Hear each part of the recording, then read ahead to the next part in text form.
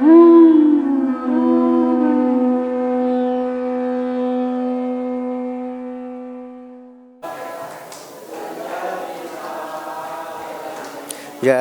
गोपीजन वल्लभ जय गिरिवरधारी।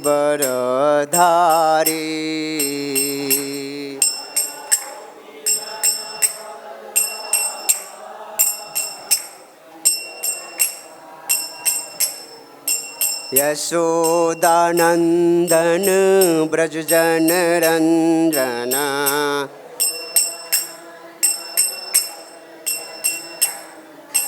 यशोदानंदन ब्रजजन रंजन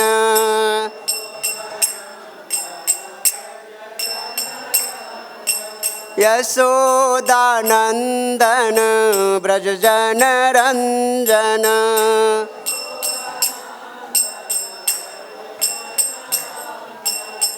यमुना तीरवनचारी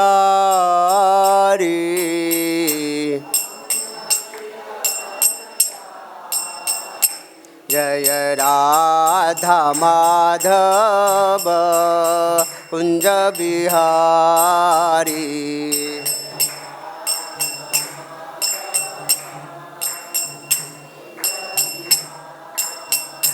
हरे कृष्णा कृष्ण कृष्णा हरे हरे हरे राम राम राम हरे हरे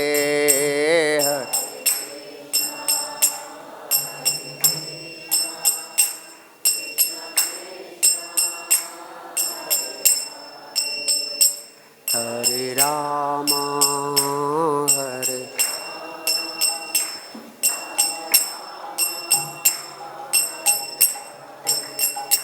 हरे कृष्णा कृष्ण कृष्णा हरे हरे हरे राम राम राम हरे हरे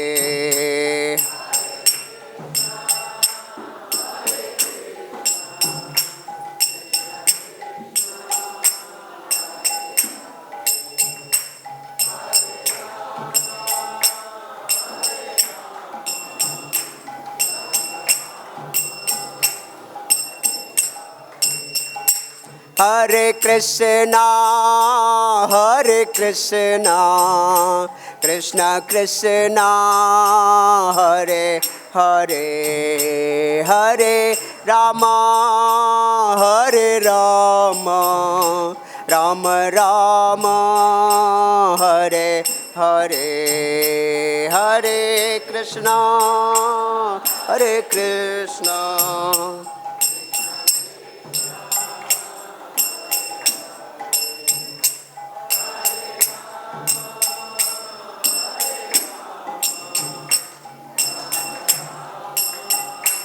हरे हरे हरे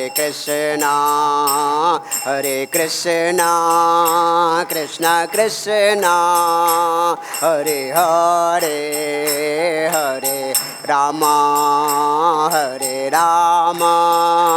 राम राम हरे हरे हरे कृष्णा कृष्ण कृष्ण हरे हरे हरे राम राम राम हरे जय राधा श्याम सुंदर राधा श्याम सुंदर राधे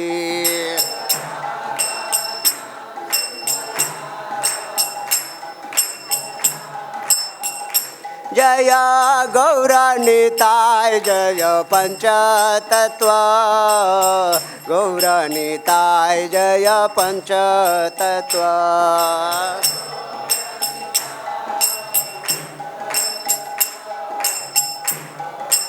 ताय जय पंचतत्व जय कृष्ण बलराम जय वृंदावन धाम कृष्ण बलराम जय वृंदावन धाम।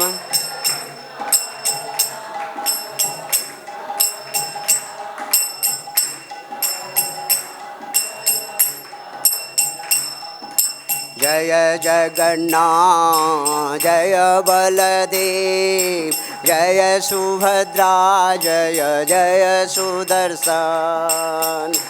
जगन्नाथ जय बलदेव जय सुभद्रा जय जय सुदर्शन। जगन्नाथ स्वामी नयन पथगामी नयन पथगामी भव तुमे। नाथ स्वामी नयन पथगामी नयन पथगामी भव तुमे। जय जय प्रभुपाद प्रभुपाद प्रभुपाद प्रभुपाद जय जय प्रभुपाद प्रभुपाद प्रभुपाद प्रभुपाद। जय जय गुरुदेव गुरुदेव गुरुदेव गुरुदेव जय जय गुरुदेव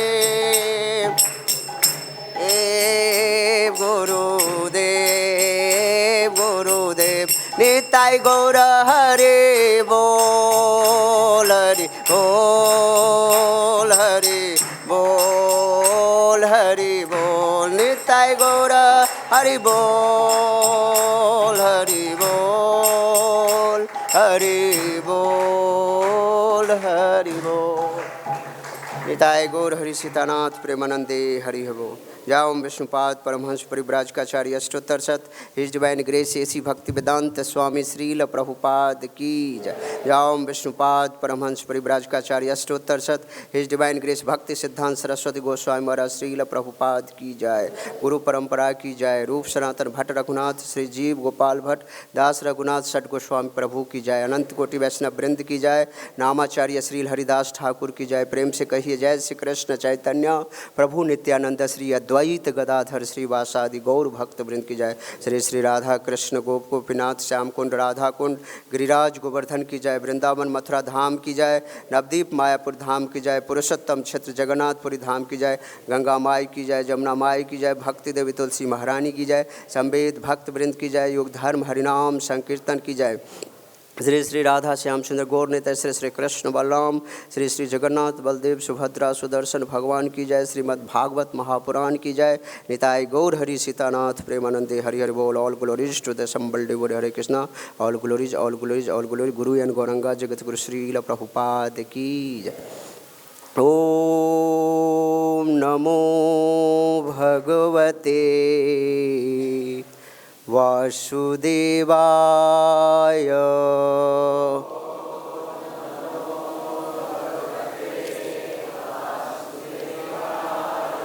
ओम नमो भगवते वासुदेवाय।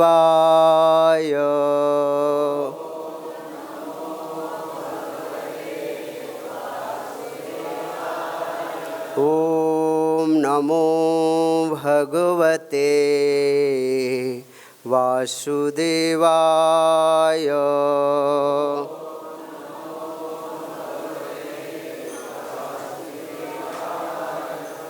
श्रीमद् भागवतम स्कंद 8 अध्याय 16। अध्याय का शीर्षक है पयोव्रत पूजा विधि का पालन करना। और आज का श्लोक क्रमांक है 40 से लेकर के 55 तक। तो आज जब हम पढ़ेंगे तो वही एक कथा ही हो जाएगा। तो आप लोग ध्यान से श्रवण करिएगा। मैं उच्चारण करता हूँ, आपको दोहराना नहीं है। जब हम 55 पे पहुँचेंगे तब आप स्टार्ट करेंगे। श्रुतं पयस्सि नैवेद्यं शाल्यन्नं विभुवे सति ससर्पी सगुडं दत्वा जुहुयान मूलविद्यया। यदि सामर्थ्य हो तो भक्त अर्चा विग्रह पर दूध में घी तथा गुड़ के साथ पकाए चावल अर्थात खीर चढ़ाए। उसी मूल मंत्र का उच्चारण करते हुए यह सामग्री अग्नि में डाली जाए। निवेदितं तद्भक्ताय दद्याद भुंजीत वा स्वयं दत्वाच आचमनम अर्चित्वा तांबूलम च निवेदयेत। उसे चाहिए कि वह सारा प्रसाद या उसका कुछ अंश किसी वैष्णव को दे और कुछ प्रसाद स्वयं ग्रहण करे। तत्पश्चात अर्चा विग्रह को आचमन कराए और तब पान सुपारी चढ़ाकर फिर से श्री भगवान की पूजा करें। जपेदष्टोत्तरशतं वस्तुवीत स्तुतिभिः प्रभुं कृत्वा प्रदक्षिणं भूमौ प्रणमेदं दंडमन्मुदा। तत्पश्चात मुझे चाहिए कि वह मन ही मन 108 बार मंत्र का जप करे और श्री भगवान की महिमा की स्तुतियाँ करे। तब वह श्री भगवान की प्रदक्षिणा करे और अंत में परम संतोष तथा प्रसन्नता पूर्वक भूमि पर लौटकर दंडवत प्रणाम करे। कृत्वा शिरसि तत्शेषां देवमुद्वासये तत वद्यवारान् भोजयद्य विप्रान पायसेन यथोचितम्। अर्चा विग्रह पर चढ़ाए गए जल तथा सभी फूलों को अपने सिर से छूने के बाद उन्हें किसी पवित्र स्थान पर उड़ेल दें। तब कम से कम 2 ब्राह्मणों को खीर का भोजन कराए।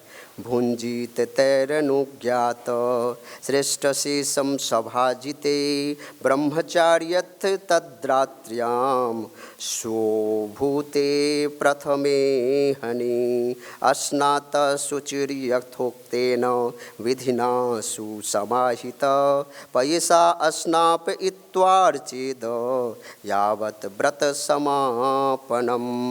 जिन सामान्य ब्राह्मणों को भोजन कराया हो उनका भली भांति सत्कार करें और तब उनकी अनुमति से अपने मित्रों तथा संबंधियों सहित स्वयं प्रसाद ग्रहण करें। उस रात में पूर्ण ब्रह्मचर्य का पालन करें और दूसरे दिन प्रातः स्नान करने के बाद अत्यंत शुद्धता तथा ध्यान के साथ अर्चा विग्रह को दूध से स्नान कराएं और विस्तार पूर्वक पूर्वोक्त विधियों के अनुसार उनकी पूजा करें। पयो भक्षो व्रतमिदं चरेद विष्णवर्चनादृत पूर्ववज्जुहुयादग्निं ब्राह्मणाश्चापि भोजयेत। केवल दूध पान करके और श्रद्धा तथा भक्ति पूर्वक भगवान श्री विष्णु की पूजा करते हुए भक्त इस व्रत का पालन करे। उसे चाहिए कि वह अग्नि में हवन करे और पूर्वोक्त विधि से ब्राह्मणों को भोजन कराए। एवं त्वहरः कुर्यात् द्वादशाहं पयोव्रतं हरेराराधनं होम मर्हणं द्विजतर्पणम्। इस तरह 12 दिनों तक प्रतिदिन श्री भगवान का पूजन, नैतिक कर्म, हवन तथा ब्राह्मण भोजन संपन्न कराकर यह पयोव्रत संपन्न किया जाए। प्रतिपद्यन्नमारभ्य यावच्छुक्लत्रयोदशीं ब्रह्मचर्यं मधस्वप्नं स्नानं त्रिशवनं चरेत।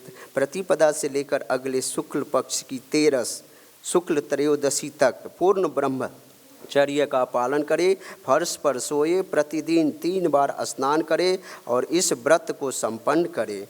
वर्जयेद सदालापम भोगानुच्चावचास्तथा अहिस्त्र सर्वभूतानां वासुदेव परायण। इस अवधि में सांसारिक प्रपंचों या इंद्र तृप्ति के विषय पर अनावश्यक चर्चा न चलाए। वह सारे जीवों के प्रति ईर्ष्या से पूर्णतया मुक्त रहे और भगवान वासुदेव का शुद्ध एवं सरल भक्त बने। त्रयोदश्यामथो विष्णु अस्नपनं पंचकैर्विभो कार्यच्छास्त्रदृष्टेन विधिना विधिको विदे। तत्पश्चात शास्त्रविद ब्राह्मणों की सहायता से शास्त्रों के आदेशानुसार शुक्ल पक्ष की 13 को भगवान श्री विष्णु को पंचामृत, दूध, दही, घी, शक्कर तथा शहद से स्नान कराएं। पूजां च महतिं कुर्याद् वित्तसाठ्य विवर्जितः चरुं निरूप्य पयसि शिपीविष्टाय विष्णवे सूक्तेन तेन पुरुषं यजेत सुसमाहित नैवेद्यं चाति गुणबद्ध दद्यात् पुरुषत्वष्टिदम्।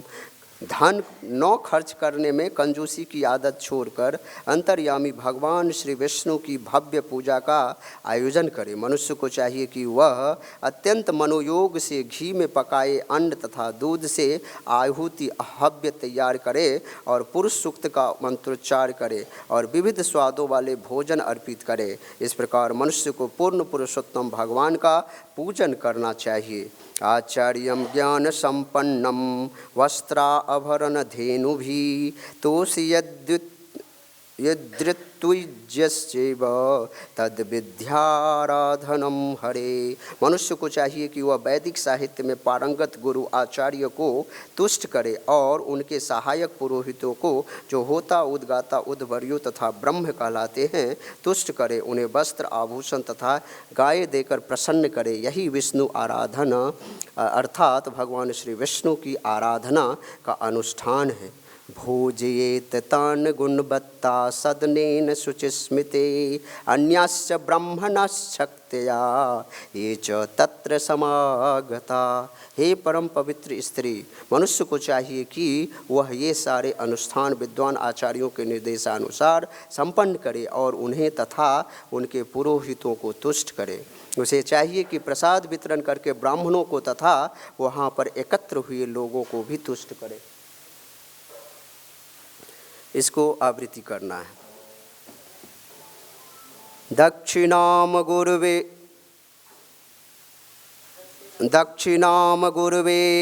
दद्यात् ऋतुभ्यं च यथार्हत अन्नाद्यन्वास्वपाकांश्च प्रीणयेत सुमुपागतान्। दक्षिणाम गुरुवे दद्यात् ऋत्युभ्यश्च यथार्हत अन्नाद्येनाश्वपाकांश्च प्रीणयेत समुपागतान्।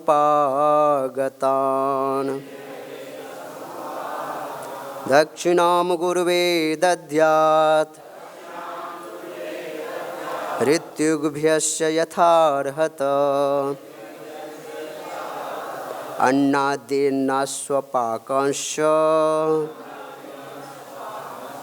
प्रीणयेत समुपागतान्।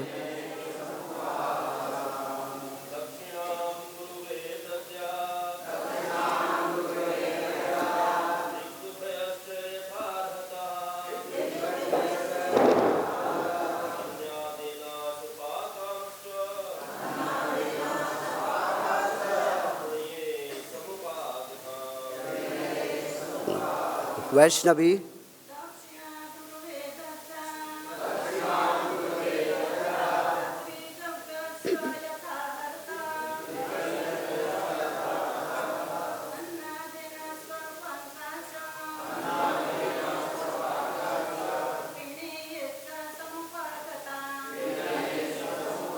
श्रील प्रभुपाद जी के द्वारा शब्दार्थ अनुवाद और तात्पर्य। दक्षिणाम धन या सोने का दान, गुरुवे गुरु को, दद्यात दे, ऋत्युभ्य च तथा गुरु द्वारा नियुक्त पुरोहितों को,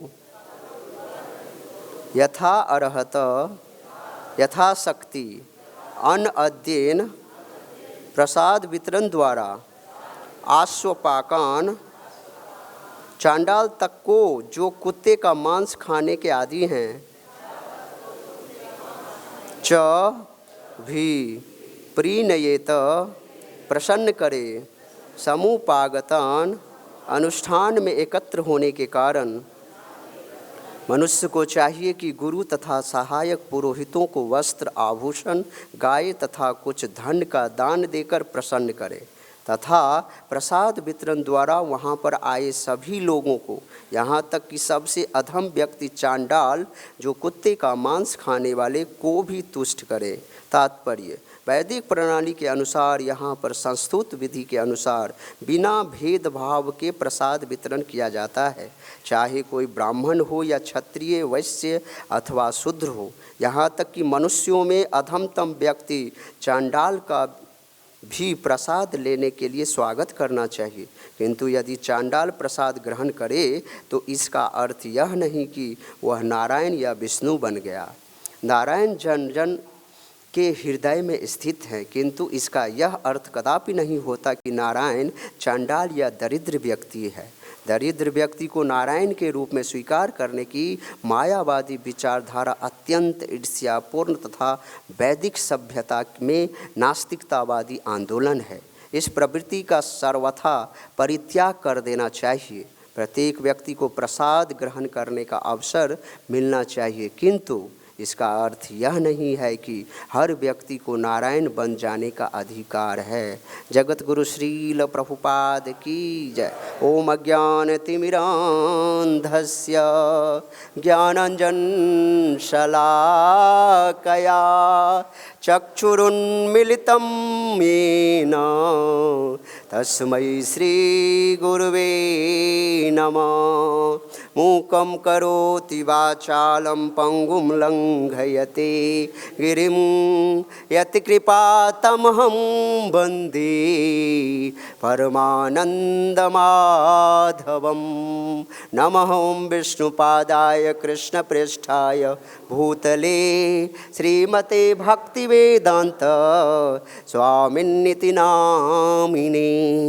नमस्ते सारस्वते देवे गौरवाणी प्रचारिणे निर्विशेष शून्यवादी पाश्चात्य देश तारिणे।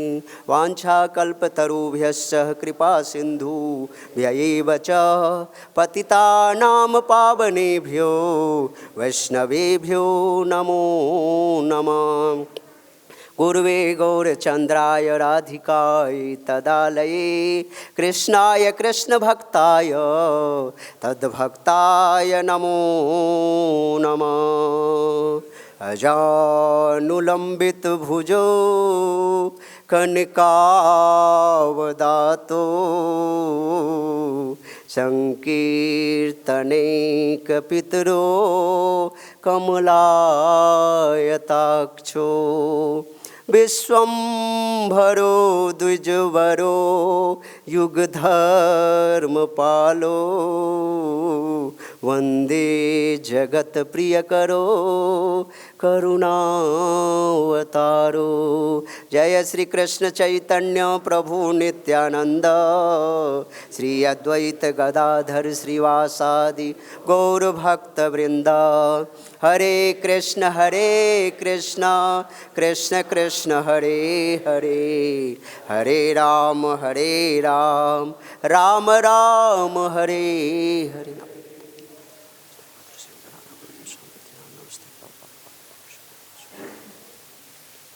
हरे कृष्ण।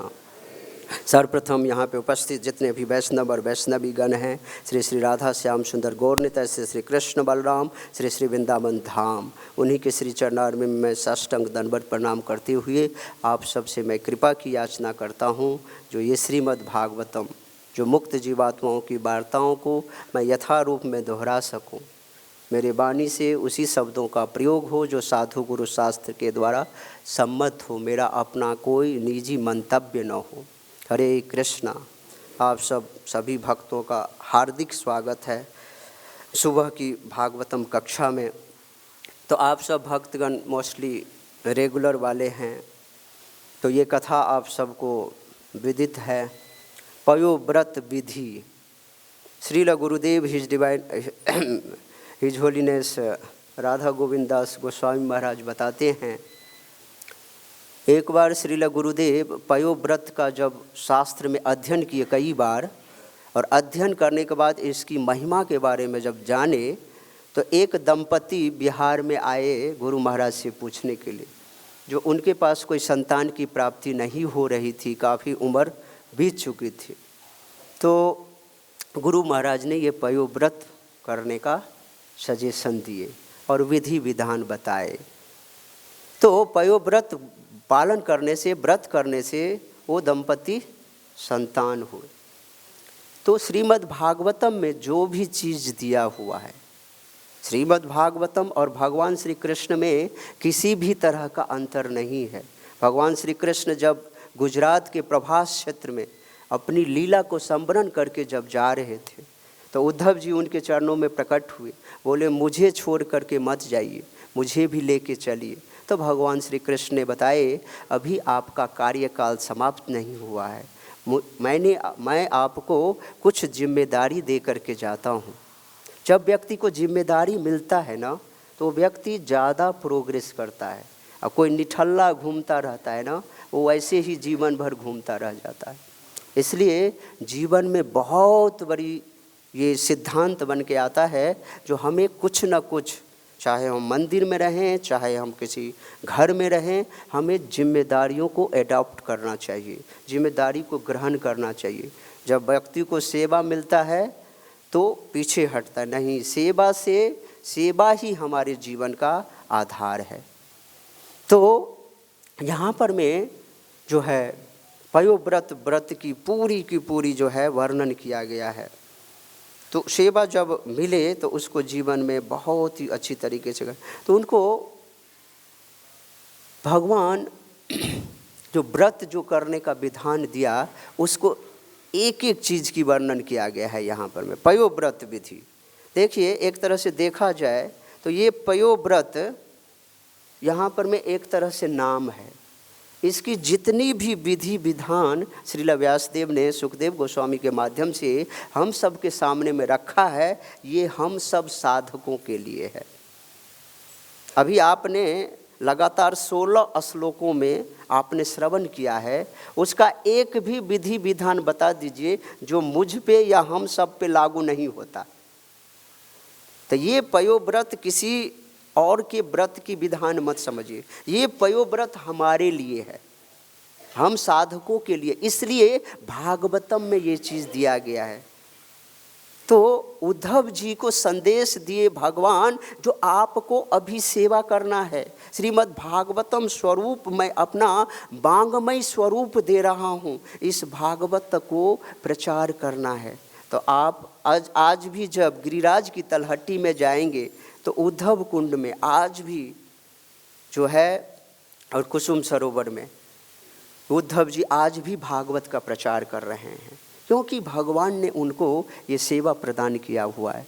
तो श्रीमद् भागवतम के एक एक शब्द हमारे लिए हरे कृष्ण मंत्र के बराबर है। वही फल प्रदान कर देगा जो हरे कृष्ण मंत्र जपने का प्रभाव होता है। ये कोई साधारण शब्द नहीं है, भगवान के मुख से निःसरित शब्द है। तो ये जो आज का अध्याय है, इसमें 16 नंबर का अध्याय है और 62 श्लोक है, 62। तो इसमें 22 नंबर श्लोक से लेकर के अंतिम श्लोक 62 नंबर श्लोक तक केवल और केवल पयोव्रत विधि करने का विधि विधान, what is the rule regulation, सब कुछ दिया हुआ है। इसको हमें कठोरता से पालन करना है। अब पयोव्रत की शिक्षा पयोव्रत को ग्रहण करके, शिक्षा को लेकर के हम सब साधक इसको अपने जीवन में उतारने का प्रयास करें। यही हम भगवान से प्रार्थना करें, वैष्णवों से प्रार्थना करें। देखा जाए तो ये जो एपिसोड अभी चल रहा है, कश्यप मुनि अपनी पत्नी को जो है किसी देवी देवता के शरण में नहीं भेज रहे हैं। उनकी बहुत स्ट्रॉन्ग डिजायर है, उनको कुछ प्राप्त करने, डिजायर भौतिक डिजायर है, मटेरियल है। लेकिन कश्यप मुनि ने अपनी पत्नी को भौतिक इच्छाओं को भी पूरा करने के लिए उन्होंने आराधना किसकी करने के लिए बोले? भगवान विष्णु की, कृष्ण की, न कि किसी देवी देवता की। इसलिए यहाँ पर में बहुत बड़ी सिद्धांत बन के आता है, जो कभी भी किसी भी चीज़ की ज़रूरत हो तो हमें शरणागति किसकी लेनी चाहिए? भगवान श्री कृष्ण की। अकाम सर्व कामो वा मोक्ष काम उदारधि तीव्रेन भक्ति योगे न यजेत पुरुषम परम। अगर किसी भी अकाम, किसी तरह की कामना न हो या कुछ प्राप्ति करने की इच्छा हो, इवन हमें मोक्ष की भी प्राप्ति करने की इच्छा है, तो भी यजेत पुरुषम परम, हमें भगवान की ही तीव्रता से जो है प्रार्थना करनी चाहिए, उन्हीं की पूजा आराधना करनी चाहिए, तभी जा कर के जो है हमें पूर्ण फल की प्राप्ति होती है और भगवत धाम को हम जा पाते हैं। देखिए, देवी देवता की आराधना करने के लिए कश्यप मुनि क्यों नहीं बोले? क्योंकि इसके पीछे बहुत बड़ा रीजन है। श्रील गुरुदेव बताते हैं, जब आप किसी देवी देवता से एक गिलास जल मांगोगे ना, तो देवी देवता आपको क्या बोलेंगे? क्या करने के लिए? अमृत का घड़ा ला करके दो, तब मैं आपको एक गिलास जल दूंगा। गुरु महाराज यहाँ तक बोलते हैं, आप अगर देवी देवता के चरणों में बेल के बराबर आप कोई फूल अर्पण करते हो या उपासना करते हो, तो आपको राई के दाने के बराबर फल की प्राप्ति होगी, वो भी क्षणभंगुर। भगवान शिव की उपासना कर रहा था, 10 बार आपने अपना सिर को काटा। रामायण में ये कथा आती है। 10 बार सिर को काटने के बाद जो रावण ने सोने की लंका को ग्रहण किया, मिला, वही सोने की लंका भगवान श्री कृष्ण ने, भगवान राम ने विभीषण जी को केवल एक बार दंडवत प्रणाम करने से दे दिए। ये भगवान की विशेष जो है कृपा है अपने भक्त को। भगवान कभी भी अपने भक्त को ज़्यादातर तकलीफ में नहीं डालते हैं। एक बहुत बड़ा सिद्धांत यहाँ पर में आता है, श्रील विश्वनाथ चक्रवर्ती पाद बताते हैं, जो हमें कभी भी एक परंपरागत गुरु के शरणागत होना चाहिए। 4 ऑथेंटिक परंपरा है, संप्रदाय है, उसी के आचार्यों, उसी के गुरु के चरणों में समर्पित, पूर्ण समर्पित होकर के भक्ति करना चाहिए। और एक जो बोनाफाइड स्पिरिचुअल मास्टर है ना, कभी भी कृष्ण भक्ति के अलावा, कृष्ण मंत्र के अलावा कुछ और चीज़ों को नहीं देते अपने भक्त को। जो बोगस गुरु है इस जगत में, वो अपना मंत्र देंगे आपको।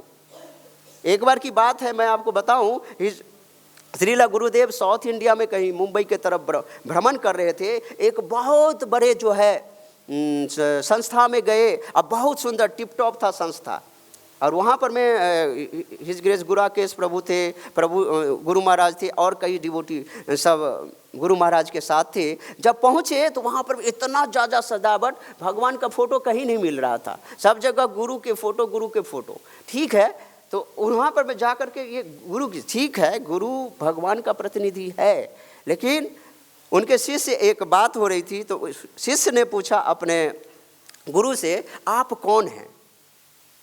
तो गुरु बताते हैं शिष्य से, जो तुम्हारा क्या रियलाइजेशन है, तुम ही बताओ, तुम तो मेरा शिष्य हो। तो शिष्य बताते हैं, जो मुझे तो ऐसा लगता है आप परात्पर ब्रह्म हैं, समझे ना, आप ही ब्रह्म हैं। तो कह रहे तुम्हारा रियलाइजेशन गलत हो ही नहीं सकता, समझ रहे हो? यानी कि गुरु एक्सेप्ट कर रहे हैं, मैं ही भगवान हूं। जो व्यक्ति इस जगत में अपने आप को भगवान बनने का साबित करता है, वो एक्चुअल में गुरु नहीं है।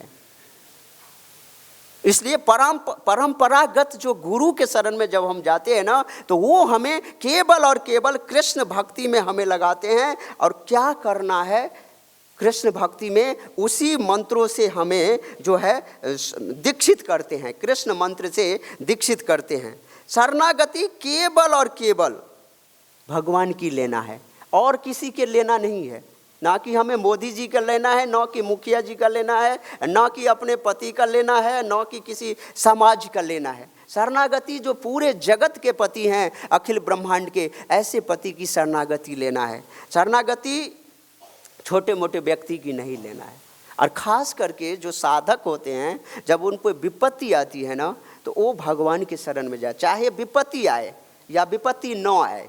सबसे बड़ा विपत्ति है, विपत्ति क्या नहीं आएगा, जो हम इस धरातल पे हैं, भौतिक जगत में है, यही हमारा सबसे बड़ा विपत्ति का कारण है। इसलिए सर्वत्र सर्वदा हमें केवल और केवल भगवान श्री कृष्ण की शरणागति लेनी चाहिए। जब नंद बाबा कर चुकता करने के लिए मथुरा गए थे तो वसुदेव के द्वारा एक सेक्रेट का पता चला, और वसुदेव जी ने बताया नंद बाबा को, जो हे नंद बाबा आप जल्दी से गोकुल जाइए, क्योंकि गोकुल में उत्पात होने वाला है। जैसे ही ये बात पता चला, नंद बाबा जो है भगवान की शरणागत हो गए।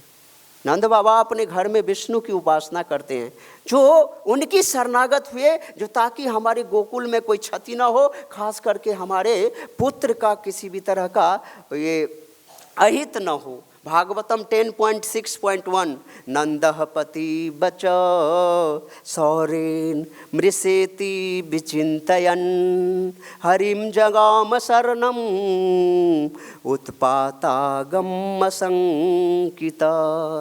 जब भी अपने ऊपर कोई उत्पात आता महसूस हो या न हो, हरिम जगाम शरणम, केवल और केवल हमें भगवान हरि की ही शरणागति लेनी है।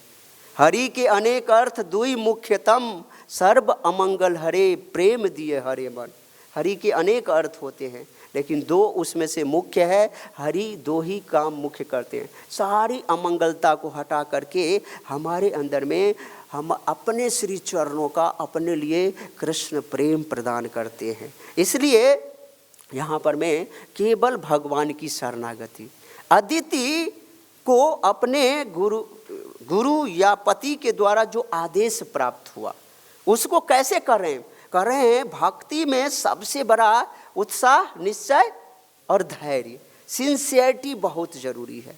भक्ति में अगर प्रोग्रेस करना है तो सिंसियरिटी बहुत जरूरी। अदिति ने अपनी जिंदगी में सिंसियरिटी, तत्परता से भगवान विष्णु की और श्रद्धा से पूजा करने में लग गए, और जितने भी रूल्स रेगुलेशन उनको बताया गया उसको अक्षरशः पालन कर रहे हैं।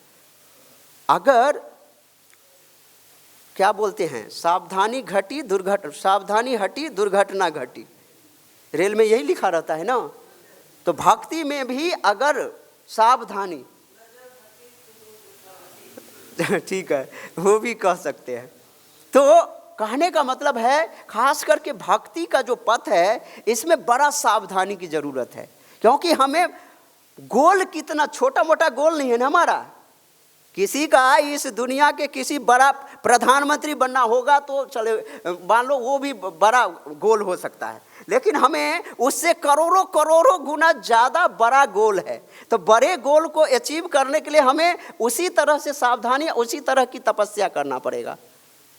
समझ रहे हैं? तो ये भगवान को प्राप्त करने के लिए जो हमारे आचार्य और शास्त्र के द्वारा रूल रेगुलेशन दिया गया है उसको हमें बड़ी सिंसियरिटी से, कठोरता से पालन करना है। उसमें थोड़ी सी भी ढील दिए, थोड़ी सी भी हमने चूक किया तो हम अपने जन्म जन्मांतर के चक्र में फंसते रहेंगे।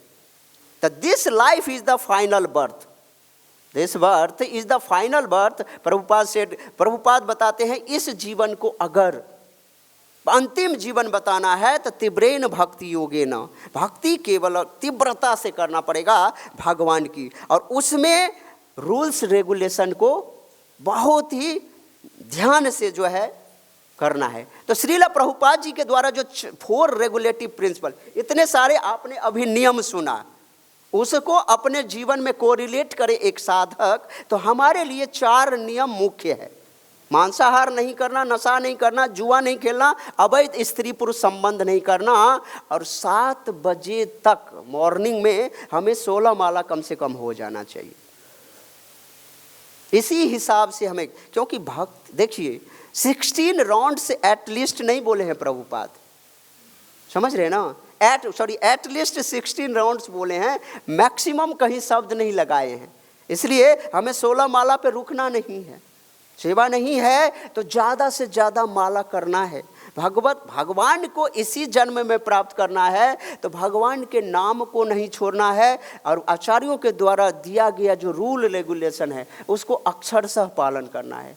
ये 4 नियम के अंदर में पूरी दुनिया समाहित है। जो व्यक्ति इस 4 नियम को कर लिया और इस्कॉन के, खास करके इस्कॉन के भक्त जब कहीं दूसरे जगह जाते हैं रूम ढूंढने के लिए ना, तो उनको पता चल जाता है इस्कॉन का ड्यू, अच्छा तुम लोग ज़्यादा नहाने वाले हो ना, नहीं तुम्हें रूम नहीं मिलेगा। समझ रहे ना, रूम नहीं देते। ब्रज वृंदावन धाम की बात बता रहा हूँ, उनको रूम नहीं मिलेगा। तुम लोग दिन भर नहाते रहते हो, मेरा पानी टंकी का ख़त्म हो जाएगा, बिजली बिल ज़्यादा आएगा, बहुत तरह के। क्योंकि करें तपस्या में खास करके मोस्ट इम्पोर्टेंट चीज़ है क्लीनलीनेस। डिटी वर्शिप भी करें, चाहे अपने आप को रखें तपस्या में, क्लीनलीनेस प्लस स्वच्छता। और दूसरा चीज़ सबसे बड़ा चीज़ है जो क्या बोलते हैं उसको, इंद्रिय निग्रह, सेंस ग्रेटिफिकेशन। तपस्या में ये सबसे बड़ी जरूरी है, खास करके भागवत धाम जाने के लिए ये मोस्ट इम्पोर्टेंट फैक्टर है। तो प्रभुपाद जी के द्वारा जो बनाया हुआ 4 नियम है उसमें कभी भी कोताही नहीं करना चाहिए। नियम सिद्धांत वलिया चित्ते न करह आलस, जो सिद्धांत है, जो नियम है, उसको बढ़िया से पालन करना चाहिए, कठोरता से। श्रीला प्रभुपाद जी जब विदेश गए तो अंग्रेजों ने, कई लोगों ने बताया आपका इतना स्ट्रॉन्ग जो ये नियम कानून है एक भी भक्त नहीं बनेगा। श्रीला प्रभुपाद जी ने क्या बोला पता है, एक भक्त बने न बने लेकिन नियम में कोई कंप्रोमाइज नहीं है। जब उनकी गुरुदेव की कृपा हुई तो आज देखिए पूरी जगत जो है श्रीला प्रभुपाद का गुणगान कर रहे हैं और उनके शिष्य बने। तो जब व्यक्ति अपने सिद्धांत पे अडिग रहता है तो दुनिया चरण चूमती है।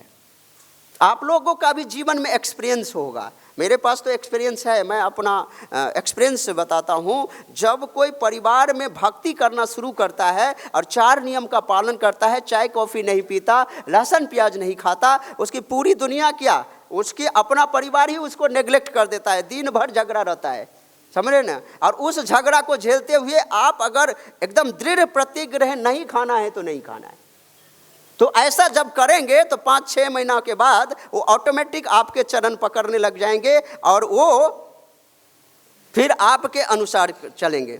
तो इसलिए खास करके जो है यहाँ पर मैं तपस्या के लिए बता रहे हैं, जो जैसे ध्रुव महाराज जब अपनी विमाता के द्वारा उनको कष्ट दिया गया और उनको उपदेश दिया, जो आप इस राजगद्दी पे तभी बैठ सकते जब आपको मेरे गर्भ से जन्म लेना पड़ेगा, और मेरे गर्भ से जन्म लेने के लिए आपको पहले विष्णु की आराधना करो फिर आओ। यानी कहने का मतलब है जब विष्णु प्रसन्न हो जाएंगे तो क्या किसी स्त्री के गर्भ में जाने के लिए नहीं ना, तो विष्णु की उपासना करो। भगवान विष्णु की उपासना करने के लिए ध्रुव महाराज ने वन में गमन किए, और जब वन को चले दृढ़ प्रतिज्ञ होकर के, तो भगवान का जो कॉन्फिडेंशियल मैसेंजर है, जो गुरु नारद जी प्रकट हो गए। और नारद जी प्रकट होकर के उनकी बहुत परीक्षा लेते हैं। परीक्षा में जब पास हो जाते हैं तब नारद जी वहाँ पर में उपदेश देते हैं। भागवतम 4.8.43 अस्नात्वानुशबनम तस्मिन् कालिंद्या सलिले शिवे कृत्योचितानि निवसन्नात्मनो कल्पितासन। कह रहे हैं, पहले बोलते हैं आप मधुबन में जाओ, तत्तात गच्छ भद्रम ते यमुनायास्तटम शुचि सानिध्या तत्तात गच्छ भद्रम ते यमुनायास्तटम शुचि गच्छ चलिए आगे का लाइन ही याद हो रहा है, करे सानिध्या नित्यदा हरे। अंतिम जो शब्द है, जो वहाँ पर में भगवान स्वयं वास करते हैं, उस जगह पे आप जाइए। मधुबन का मतलब होता है वृंदावन, और वहाँ जाकर के करना क्या है, स्नात्वानुशबनम तस्मिन् कालिंदिया, यानी कालिंदी यानी यमुना नदी में आपको 3 बार स्नान करना है। तो यमुना नदी जहाँ उपलब्ध ना हो, शुद्ध जल में स्नान करना है, और उसी शुद्ध जल में बाल्टी के जल, नल के जल को कई मंत्रों से आप उच्चारण करके उसको कई पवित्र नदियों को जल में परिवर्तन कर सकते हैं और स्नान करें। स्नान करने से हमारे शरीर की बाहरी शुद्धता हो जाती है, लेकिन आंतरिक शुद्धता के लिए हमें मंत्र का उच्चारण स्नान करने वक्त में जो है, जो हमें कुछ न कुछ गाना ही चाहिए। गाना चाहिए क्या, फिल्मी सॉन्ग, भगवान के दिव्य नाम। देखो कहीं का सिंगर हो ना हो, लेकिन बाथरूम सिंगर हर कोई होता है, समझ रहे ना। बाथरूम सिंगर हर कोई मिला है, तो बाथरूम में जो आकर के उसके मुंह से ऑटोमेटिक कुछ ना कुछ गाना निकलता है। तो गाना ना हो, भगवान की स्तुति हो, भगवान की प्रार्थना हो, भगवान के नाम का जप हो। दूसरा इंस्ट्रक्शन देते हैं कश्यप मुनि, जो आपको अर्चा विग्रह की उपासना करना है। ध्रुव महाराज को भी नारद जी यही बोले थे, वहाँ पर मैं जाकर के बालू को अब मिट्टी से अर्चा विग्रह बनाओ, उसकी उपासना। और हम लोगों को भी 64 जो साधन है भक्ति के, उसमें 5 मुख्य है, और 5 मुख्य में से नाम संकीर्तन सबसे मुख्य है, और दूसरा नंबर पे अर्चा विग्रह की सेवा है।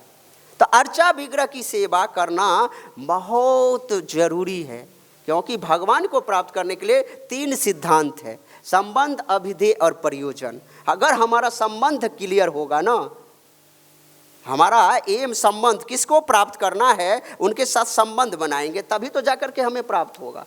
तो भगवान के साथ हमें, तो अर्चा विग्रह की जब हम सेवा करते हैं ना, भगवान का नाम जप करते हैं ना, तो भगवान के साथ हमारा डायरेक्ट कनेक्शन, डायरेक्ट जो है संबंध स्थापित हो जाता है, अपनापन आता है। अर्चा विग्रह जब आप लड्डू गोपाल की सेवा करो, उनको स्नान करो, उनको कपड़ा पहनाओ, तो ये भाव बहुत ज़्यादा जल्दी डेवलप हो जाता है, ये हमारा लल्ला है। और जब ये भाव अपना जागृत हो गया ना, तो समझ सकते हो हमारी ज़िंदगी का बेड़ा पार है। तीसरा चीज़ यहाँ पर मैं बता रहे हैं कश्यप मुनि, जो अर्चा विग्रह की जो उपासना करेंगे, उनको सामर्थ्य के अनुसार भोग लगाना चाहिए। समझ रहे हैं, सामर्थ्य के अनुसार। यहाँ पर मैं लिखा है, देखिए, जब भी कोई व्रत करे, अपने शारीरिक क्षमता के मुताबिक कोई व्रत करे। मान लीजिए कोई निर्जला एकादशी करता है, उनकी शारीरिक क्षमता ऐसा है तो कर पा रहे, और कोई फल खा करके करे, पानी पी करके करे, या इस्कॉन में तो फिस्ट है वो खा करके करे, तो शारीरिक मुताबिक भोग करने की भावना न हो एकादशी के दिन, क्योंकि वो व्रत जो है हमें भगवत धाम ले जाती है। कम से कम खा करके, ज़्यादा से ज़्यादा भजन करके। गाड़ी वही महत्वपूर्ण होता है, जब मार्केट में लॉन्च होता है कोई भी नई गाड़ी, तो जो कम डीजल खा करके, पेट्रोल खा करके ज़्यादा माइलेज दे, उस गाड़ी की प्रधानता ज़्यादा हो जाती है। तो इसलिए कम खा करके ज़्यादा भक्ति करना, यही हमारे साधक का नियम है। इसलिए हमें एकादशी को बहुत ही कठोरता से, सामर्थ्य के अनुसार, अगर सामर्थ्य है तो भगवान की सेवा में हमें कोताही नहीं करना चाहिए। ये नहीं कि करोड़ों की संपत्ति है और 9.26 भगवत गीता अप्लाई कर दें, पत्रम पुष्पम फलम तोयम, नहीं कुछ है तो जल दे दो, पत्र दे दो, पुष्प दे दो।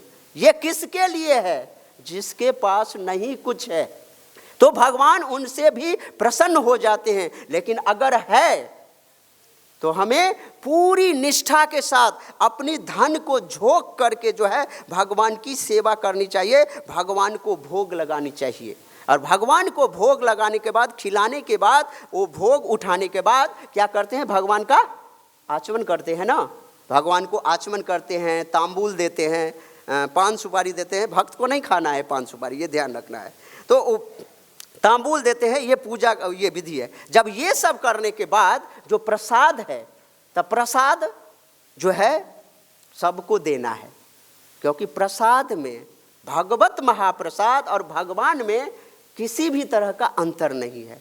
महाप्रसादे गोविंदे नाम ब्रह्मणि वैष्णवे स्वल्प पुण्य बताम राजन विश्वासो नैव जायते। जिसकी स्वल्प पुण्य, जिसकी पुण्य बहुत कम है ही नहीं, वो महाप्रसाद में, भगवान गोविंद के महाप्रसाद में, भगवान के नाम में, महाप्रसाद गोविंदे नाम ब्राह्मणी वैष्णव, और भगवान के शुद्ध वैष्णव भक्त में, इस 3 में विश्वास ही नहीं होता उसको। समझ रहे हैं? जिसकी पुण्य बहुत ज़्यादा बढ़ चुकी है, लबालब है, उन्हीं को इस 3 पे विश्वास होता है। ये स्वयं साक्षात भगवान है, तो प्रसाद को स्वयं गट नहीं कर देना चाहिए। राजभोग का प्लेट मिल गया तो पूरा का पूरा अपने डकार जाएं, ये नहीं होना चाहिए। हमें बांट करके खाना चाहिए। तो प्रसाद को वितरण करना, तभी तो इस्कॉन श्रीला प्रभुपाद जी बताए, जो हमें कितना कोस तक बोले, कितने माइल तक, 2-3-4 माइल तो बोले ही होंगे, जो इतने माइल तक में कोई भी व्यक्ति हो उनको प्रसाद करना चाहिए। और यहाँ पर मैं सिद्धांत बता रहे हैं, प्रसाद वितरण में किसी भी तरह का क्या बोलते हैं, भेद और हाँ भेद व पार्शियलिटी नहीं रखना है। यहाँ पर मैं यहाँ तक 55 नंबर श्लोक में बता दिए हैं, जो अगर कोई चांडाल भी आ जाए उनको भी प्रसाद देना चाहिए, और उनको देने के बाद जो बचता है उसी को ग्रहण करना है। यानी कि पहले खुद खा लें और बच जाए तो दे दें। प्रसाद वितरण करना बहुत जरूरी है। हमारे यहाँ वितरण बहुत है, क्या करें, प्रसाद डिस्ट्रीब्यूशन, बुक डिस्ट्रीब्यूशन, हरिनाम डिस्ट्रीब्यूशन, और क्या क्या डिस्ट्रीब्यूशन है, और कई सारे चीज़ होंगे। तो ये डिस्ट्रीब्यूशन बहुत है। तो कहने का मतलब है हमें भगवान की जो प्रसाद है, वैष्णव प्रसाद है, उसको बांट करके खाना चाहिए। यही यहाँ पर मैं कह रहे हैं। तीसरा चीज़ बता रहे हैं, जब प्रसाद वितरण कर लें तो हाथ पैर धो करके भगवान को दंडवत प्रणाम करना है। देखिए, जब हम प्रसाद पाते हैं ना, तो प्रसाद पा करके हाथ मुंह धो करके, पैर धो करके, कम से कम इतना तक धो करके तभी मंदिर में प्रवेश करना चाहिए। मंदिर में खास करके अगर आपको भगवान का दर्शन करना है तो पैर हाथ धो करके ही दर्शन करना चाहिए, क्योंकि हमने प्रसाद ग्रहण किया है। इसलिए यहाँ पर मैं बोल रहे हैं, भगवान को आचमन करा करके प्रसाद ग्रहण करके भगवान को दंडवत मारना है। यहाँ पर मैं स्पेशली लिखा है श्रील प्रभुपाद जी ने, दंडवत प्रणाम। दंडवत प्रणाम करने से माता लोग पंचांग प्रणाम करेंगे और पुरुष लोग साष्टांग दंडवत प्रणाम करेंगे, जो 8 अंगों से और 5 अंगों से। तो करें साष्टांग दंडवत प्रणाम करने का क्या फल होता है, भगवान को क्यों बोले हैं? तो कह रहे हैं, भक्ति रसामृत सिंधु ग्रंथ है जिसमें एक श्लोक है, मुझे श्लोक याद नहीं है, बट मैं उसका भाव बताता हूँ। कह रहे हैं, अगर कोई व्यक्ति अश्वमेध यज्ञ कर रहा है और कई अश्वमेध यज्ञ कर रहा है, उसमें हो सकता है कई गलतियां हो, भूल चूक हो, जिससे भगवत धाम न जा सके, लेकिन भगवान को जो व्यक्ति, भगवान कृष्ण विष्णु को जो एक बार दंडवत प्रणाम कर दिया ना अपने जीवन में, वो भगवान के धाम को जाता है। इतनी महिमा है भगवान के धाम को जाने, भगवान के धाम को। और भागवतम का अंतिम श्लोक यही प्रमाण है, 12.13.23, नाम संकीर्तनम अस्य सर्व पाप प्रणाशनम प्रणामो दुख समनस्तम नमामि हरिम परम। भगवान हरि को प्रणाम करने मात्र से हमारे जीवन के जितनी कलेश पाप है, सारे के सारे चीज जो है खत्म हो जाता है। अब किसी वैष्णव को घर में, यहाँ पर मैं लिखा है, जो 2 वैष्णव को कम से कम खीर खिलाना चाहिए। सुने ना आप लोग, तो हमें टाइम टू टाइम पे वैष्णवों को घर पे बुला करके जो है उनको प्रसाद देना चाहिए। समझ रहे हैं? जो गृहस्थ है, कह रहे हैं यज्ञ, दान और तप। भगवत गीता बताती है ये 3 काम किसी को नहीं छोड़ना चाहिए, इवन ब्रह्मचारी को भी। जितना सामर्थ्य हो, यज्ञ, दान और तप, दान देते रहना चाहिए। अगर किसी ने 500 रुपया मुझे दक्षिणा दिया तो उस 500 रुपया को कुछ न कुछ आगे जो है प्रसारित करना चाहिए, लोगों को देना चाहिए। दान क्योंकि सबका धर्म है। भगवत गीता कहती है यज्ञ, दान, तपस्या। तो जिस ब्राह्मणों को घर में बुला करके प्रसाद दे रहे हैं, तो उनको श्रद्धा और प्रेम के साथ क्या देना चाहिए? दक्षिणा देना चाहिए। अपने सामर्थ्य के अनुसार दक्षिणा देना चाहिए। और कोई भी यज्ञ बिना दक्षिणा का संपन्न ही नहीं होता, फल ही नहीं मिलेगा। इसलिए ब्रज में जो है तो ये दक्षिणा की बड़ी प्रधानता है। कई लोग कई जगह पे नहीं है। तो तपस्या, ये भगवान को प्राप्त करने के लिए तपस्या में और इंद्रिय निग्रह में एक बहुत इंपॉर्टेंट फैक्टर है, वो है ब्रह्मचर्य का पालन। अगर ब्रह्मचर्य में चूक हो गया तो भगवान फिर प्राप्त नहीं होगा, क्योंकि मनुष्य का योनि तपस्या योनि है, भोग योनि नहीं है, और उसमें ब्रह्मचर्य का पालन करना है। ब्रह्मचर्य का पालन करने से हमारे अंदर में, चाहे स्त्री हो पुरुष हो कोई भी हो, अगर साधक है, हमारा प्रोफेशन है भगवान को प्राप्त करना, तो ब्रह्मचर्य का नियम सब पे लागू होता है। ये नहीं कि किसी आम व्यक्ति पे लगता है। तो ब्रह्मचर्य के पालन करने से हमारे अंदर में वो तेज उत्पन्न होता है, वो शक्ति सामर्थ्य उत्पन्न होता है, जो अधोक्षर भगवान को भी हम पकड़ लेते हैं। पकड़ने की ग्राह्यम शक्ति, एब्जॉर्प्शन शक्ति हमारे अंदर में बढ़ जाती है। जैसे हिज डिवाइन ग्रेस भक्ति सिद्धांत सरस्वती गोस्वामी जन्म से नैष्ठिक ब्रह्मचारी थे, अपने वीर्य का एक बूंद भी जीवन में स्खलन नहीं हुआ। तो जब उनके गुरुदेव शरीर छोड़ दिए, कौन? गौर किशोरदास बाबा जी, तो सारे के सारे कहाँ पे बोलते हैं नवद्वीप में, सारे के सारे नवद्वीप वासी आगे जो मैं इस डेड बॉडी को ले जाऊंगा, मैं इस डेड बॉडी को ले जाऊंगा। तो श्रील भक्ति सिद्धांत सरस्वती महाराज ने सिद्धांत रख दिया, जो व्यक्ति 1 साल के अंदर में किसी स्त्री का समागम नहीं किया है, वो व्यक्ति हमारे गुरुदेव को टच करे, बहुत लोग साइड हो गए। फिर आगे 6 महीने के अंदर में, जो 6 महीने के अंदर में किसी ने स्त्री के बारे में चिंतन न किया, टच न किया हो, फिर साइड हो गए। अंतिम में आ गए जो 1 महीना से आगे 1 दिन, आज के लिए कह रहे हैं 1 दिन, आज में किसी व्यक्ति ने स्त्री के बारे में चिंतन न किया हो, वही व्यक्ति हमारे गुरुदेव के शरीर को टच कर सकता है। सारे के सारे साइड हो गए और श्रील भक्ति सिद्धांत सरस्वती गोस्वामी महाराज अपने गुरुदेव के डेड बॉडी को कांधे पे लिए और चले दिए। आज भी चैतन्य गौरीय मठ में श्रील भक्ति गौर किशोर दास बाबा जी का जो है क्या समाधि है, आप लोग दर्शन किए होंगे। तो ये ब्रह्मचर्य का बहुत बड़ा प्रभाव होता है। बिना ब्रह्मचर्य, बिना पालन किए हुए हम भगवान को नहीं प्राप्त कर सकते। यहाँ पे लिखा है सोना कहाँ चाहिए? मखमली गद्दा पे। कहाँ पे लिखा है? मखमली गद्दा पे सोना चाहिए, तभी व्रत कंप्लीट होगा, यही लिखा है ना। कह रहे हैं जो हमें अधः स्वप्नम शयनम, हमें धरती पे सोना चाहिए, कभी मखमली गद्दा पे नहीं सोना चाहिए, तभी तो मंगल आरती मिस हो जाता है। ब्रज वृंदावन धाम में रह के मंगल आरती मिस कर रहे हैं, तो इससे दुनिया में क्या बोलते हैं, इससे बड़ा पापी और इससे बड़ा जो है कलंकी आदमी नहीं हो सकता। समझ रहे ना? जो भगवान को प्राप्त करने के लिए हमने सारी दुनिया त्याग दिया, और उन्हीं को जब हम यहाँ पे आ गए तो अब हम जो है नियम में कॉम्प्रोमाइज कर रहे हैं। भगवान का मंगला आरती दर्शन जो क्या करे, जो अटेंड करेगा मंगला, उसके जिंदगी में न होगा कभी अमंगला। इसलिए मंगला आरती अटेंड करना बहुत जरूरी है। देखिए श्री कश्यप मुनि 12 दिन का व्रत दिए हैं, पयोव्रत। पयोव्रत का क्या मतलब होता है? पय एव भक्ष आहारो यस्य। पयोव्रत में दूध पी करके रहना होता है, केवल 12 दिन तक केवल और केवल दूध पीना है। हमारे लिए पयोव्रत कितने दिन का है? Whole life. पयोव्रत कितना है? Whole life. जब तक हम भगवान को प्राप्त न कर ले, जब तक इस शरीर से हमारा प्राण पखेरु न निकल जाए, तब तक का हमारा व्रत है। ये 1 दिन का, 2 दिन का, 12 दिन का, 1 साल का व्रत नहीं है। ये पयोव्रत हमारा जो है एक साधक का है पयोव्रत, जो जीवन भर भगवान की प्राप्त करने के लिए अपने जीवन के अंत तक 4 नियम का पालन करते रहना चाहिए। 16 माला का नित्य निरंतर जाप करना चाहिए। और कह रहे असत संग त्याग ऐ वैष्णवाचार्य, इसमें लिखा है काम से और कामी व्यक्ति से। काम से ज्यादा खतरनाक है कामी व्यक्ति। और कह रहे असत संग त्याग करना है, प्रजल्पा से दूर रहना है। ये नहीं चर्चा करना है किसी डिवोटी से जाकर के इजराइल ने गाजा पट्टी में बहुत ज्यादा हॉस्पिटल में भी बम गिरा दिया। समझ रहे हैं ना? हमें रेडियो टेलीविजन सबसे दूर रहना है। चर्चा का विषय होना चाहिए कृष्ण विषयक विषय पे चर्चा करना, इसके अलावा कुछ नहीं। इसी को बोलते हैं असत संग त्याग ऐ वैष्णवाचार्य। तभी हम भगवत धाम जाने के अधिकारी बन पाएंगे, नहीं तो न भूतो न भविष्यति कभी नहीं हो पाएगा।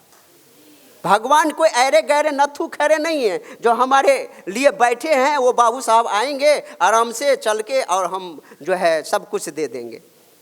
भगवान बहुत ही कठिनता से, कठोरता से तपस्या करने के बाद ही जो है हम उनको प्राप्त कर सकते हैं। और दूसरा चीज़ बता रहे हैं, जो केवल और केवल जिंदगी में कृष्ण प्रसाद खाने का कसम करना चाहिए, चाहे हम ट्रेन में हो, चाहे प्लेन में हो, कहीं भी हो। उद्देश्य होना चाहिए येन केन प्रकारेण मनः कृष्ण निवेशियेत, यानी शुद्ध वासुदेव का चिंतन करना चाहिए। यही हमारे जीवन का ये लक्ष्य होना चाहिए। और मंत्र का उच्चारण करना चाहिए। यहाँ पर में लिखा है 108 बार मंत्र का उच्चारण, 12 मंत्र। ओम नमो भगवते वासुदेवाय मंत्र था हमारे लिए हरे कृष्ण कृष्ण कृष्ण हरे हरे, हरे राम राम राम हरे हरे, नित्य निरंतर यही करना चाहिए। और यहाँ पर मैं बोले भगवान, अगर धन हो तो भगवान की सेवा में कंजूसी नहीं करना चाहिए। भगवान के लिए अच्छा से अच्छा भोग बनाना चाहिए। भगवान के लिए अच्छा से अच्छा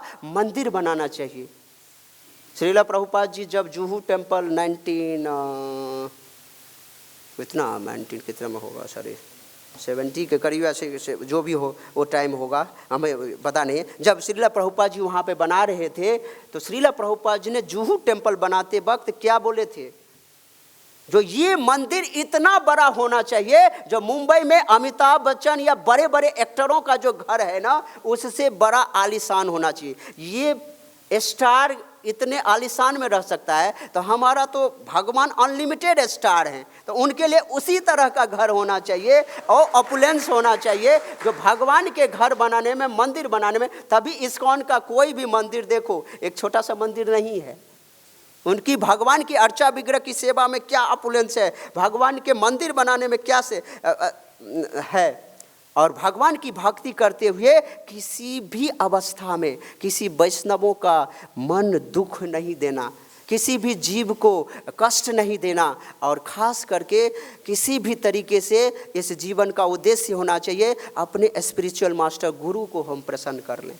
गुरु अगर प्रसन्न हो गया तो हमें भगवान जरूर मिल जाएंगे। तो भक्ति में केवल और केवल गुरु की प्रसन्नता ही जरूरी है। और जिसको भी घर पे बुलाएं, एक चीज़ मैं छूट गया, उसी पहले ही बोलना चाहिए था, जब सामर्थ्य हो तो दक्षिणा दे, ब्राह्मणों को वस्त्र दे। और यहाँ पर मैं दान के लिए बोल रहे हैं, गुरु जो यहाँ पे पुरोहित जो नियुक्त किए गए थे उनको भरपूर मात्रा में वस्त्र, दान, अन्न, सुस्वादु। और अन्न कौन सा है?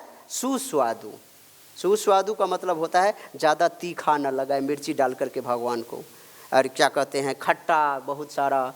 क्या आप 17 चैप्टर भगवत गीता में शतोगुनी प्रसाद का वर्णन है, तो उसी हिसाब से उसी तरीके का हमें भगवान को भोग लगाना चाहिए और उसी को ग्रहण करना चाहिए, वही वितरण करना चाहिए। हमारा उद्देश्य हमारा जीवन भर का पयोव्रत जो किसी भी नियम का उल्लंघन न हो जाए। जगत गुरु श्रील प्रभुपाद की जय। श्रीमद् भागवतम पुराण की जय। वांछा कल्पतरुभ्यश्च कृपा सिंधुभ्यश्च च पतितानां पावनेभ्यो वैष्णवेभ्यो नमो नमः। किसी का कोई प्रश्न हो तो आप पर्सनली पूछ लीजिए।